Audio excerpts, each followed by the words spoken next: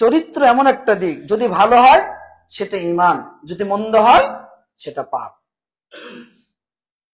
আচার আচরণ এমন একটা জিনিস, যদি ভালো হয় সেটা নেকি, আর যদি খারাপ হয় সেটা গুনাহ, পাপ।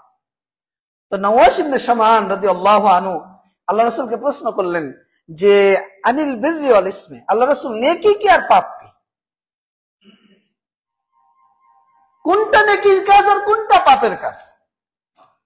তো রাসূলুল্লাহ সাল্লাল্লাহু আলাইহি সাল্লাম বলছেন যে আল বিররু হুসনুল খুলক, নেকি হলো সর্বোত্তম চরিত্র। আপনার আচার আচরণ থেকে যা ভালো প্রকাশ পাবে সেটাই নেকি, সেটাই কি নেকি, সেটাই সওয়াব। আর পাপ কি? আল্লাহ রাসূল বলছেন যে মা হাকা ফি সাদরিক ওয়া কারিহতা আয়াত্তালি আলাইহিন নাস, তোমার অন্তরে যেটা সংশয় তৈরি করবে, দ্বিধা সংকোচ তৈরি করবে, আর মানুষের কাছে প্রকাশ হওয়াটাকে তুমি ওটা অপছন্দ করবে, এটাই পাপ। এটাই কি পাপ। আপনি বিড়ি খান,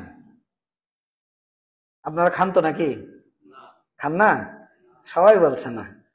আজকে আসার সময় অটোতে উঠলাম, এক মুরব্বী ঠ্যাং একটা চলে গেছে। মন ভাই বয়স কত হবে তাও? 80-র কাছাকাছি। টানছে, মুখে সুন্দর দাড়ি, সাদা ধপধপ করছে। আচ্ছা, যদি এটা আপনি হালাল মনে করেই খান, কথার কথা, যদি আপনি মনে করেন যে এটা হালাল, মসজিদে খান না কেন?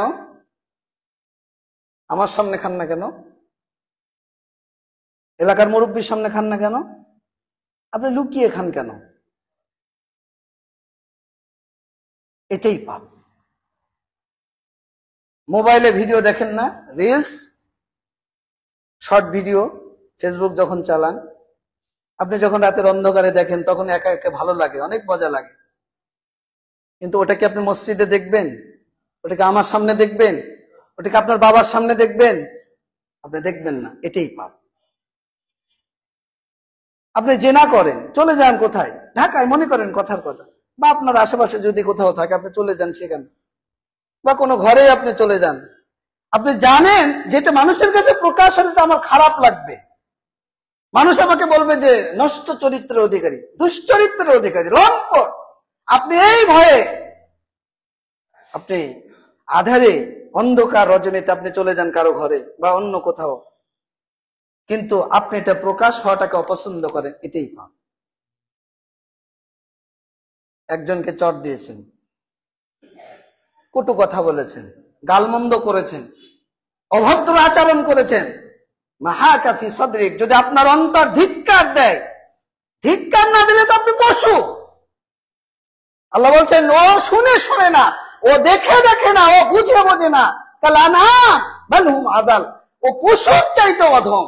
আল্লাহ বলছেন ও পশুর মতো, বাল আদাল, বা তার চাইতে যদি কোনো অধম কিছু থাকে তো তার চাইতে বেশি অধম।